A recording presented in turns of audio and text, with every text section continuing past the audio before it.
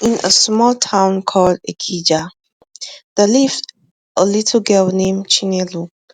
She was just 7 years old and lived with her parents, Mr. Emeka and her mother, Mrs. Ada.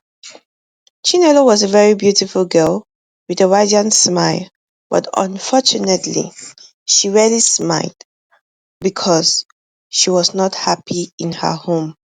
It all began one day when Chinelo was in her room and her father, Mr. Emeka, walked in. He said to her, "Chinelo, I want to show you what it means to be a woman, but you must not tell anybody. It is a secret. Make sure you don't tell anyone." Little Chinelo did not know what her father meant for whatever he said. Mr. Emeka started abusing his 7-year-old daughter. He forced himself on the little girl and she would always cry, shouting, "Daddy, please stop. Daddy, it's hurting me. Daddy is scary." But Mr. Emeka would not listen. Chinelo didn't understand what was happening. She only felt a sharp pain that scared her and hurt her deeply. She tried to run away most times, but Emeka would always catch her. At 7 years old, Chinelo was traumatized. You must be wondering where Miss Ada, her mother, had been while this was going on. Stick with me in the story. And please remember to subscribe, turn on your notification button for more stories like this. Miss Ada owned a very big shop in the city. She owned the biggest fabric shop in the city, where everyone came to buy from her at wholesale prices. She was always in her shop, so engrossed in her business that she never cared to know what was happening at home. Mr. Emeka, on the other hand, worked from home, creating websites for companies, so he had the time to commit the atrocities he was committing because he was always at home alone with his daughter Chinelo. One day, Mrs. Ada was sitting at the dining table, calculating and counting money as usual. That was all she cared about. Then Chinelo walked up to her and said, "Mommy, why does Daddy hit me when you're not around?" Chinelo's voice was small and trembling, but her mother Ada didn't even look up from the pile of papers spread across the dining table. Ada was a very business-oriented woman, always focused on her shop and money. Nothing else mattered, and she responded to Chinelo's question, "Please, not now," flipping through her ledger. Her attention was fixed on the numbers. "Can't you see that I'm busy? You know how hard I work to make sure we have enough. Just go and do your homework," she said. "But Mom," Chinelo said again, her voice cracking as she stood there clutching the hem of her shirt, desperate for someone to listen to her. "Chinelo, I said I am busy," Ada snapped, finally looking up, her eyes flashing with impatience. "You always bring up silly things when I'm trying to work. Go to your room." Chinelo swallowed hard, her words dying in her throat. She wanted to scream, to beg her mother to hear, but she knew it was pointless. Her mother was never going to listen. She did not seem to care about anything but the shop, so Chinelo turned quietly and went to her room, her heart heavy with a secret she's forced to carry alone. Mr. Emeka continued to sneak into Chinelo's room every night, and whenever Miss Ada went to the shop, he he always had his way with his daughter. He would always tell Chinelo to keep it a secret, that he was only trying to make her feel like a woman. And Chinelo would always say, "Daddy, it is painful. I don't like it. I'm going to tell mommy." But her father would always shout at her, "If you tell anybody, you will die. Do you want to die?" And out of fear, innocent Chinelo would say no and keep it to herself. But deep down, she needed somebody to talk to. She needed attention. She needed someone to express her pains and feelings to. Oh dear Chinelo, she wanted to talk to her mother, but her mother never gave her a listening ear. It was as if she was all alone in a world.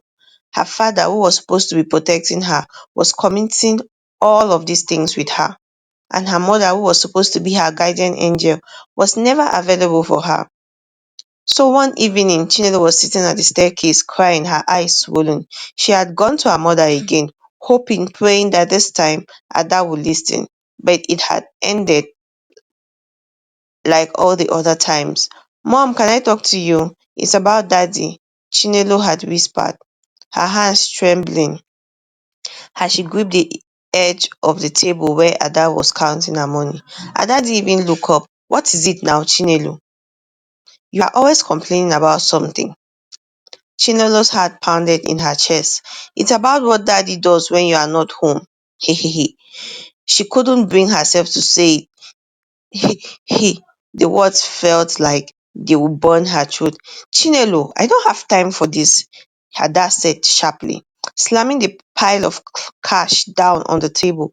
You're always making up stories. Daddy works hard to take care of us. You're trying to cause trouble, you little brat. But mom, please.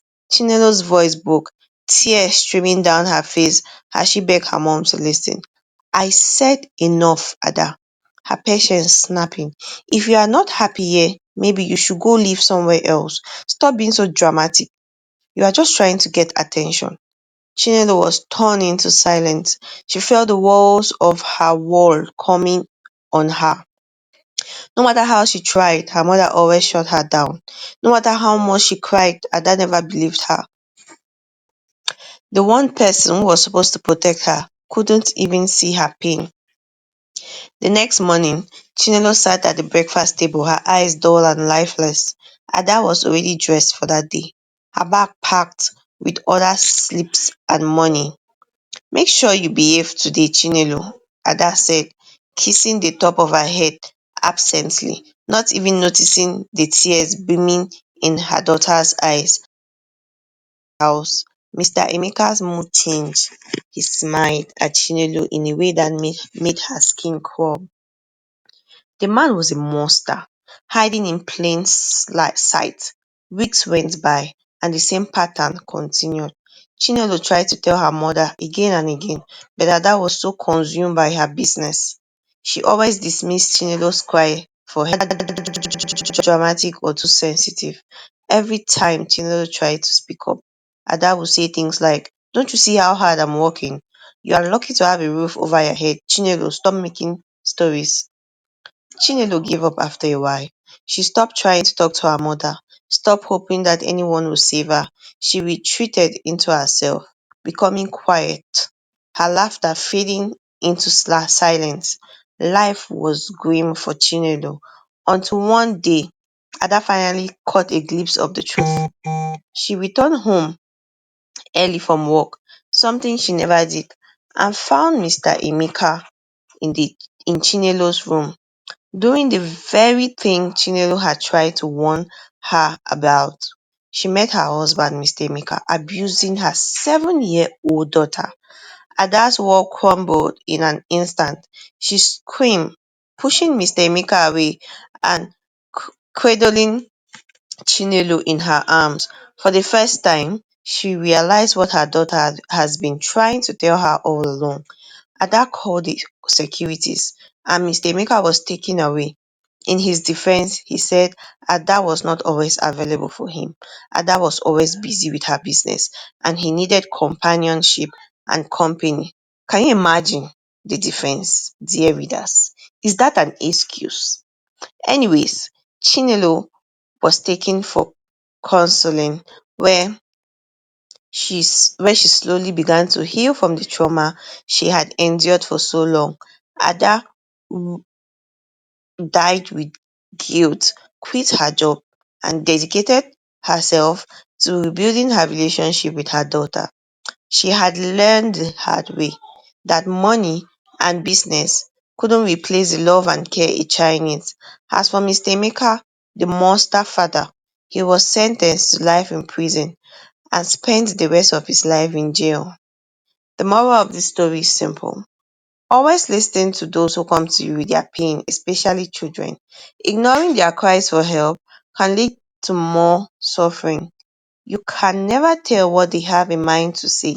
No amount of money or success is worth losing the ones you love. Thank you so much for listening to this story. I hope you learned a lesson to be a good parent and to be a good listening partner, a mother, and not be like Ada and Mr. Emeka.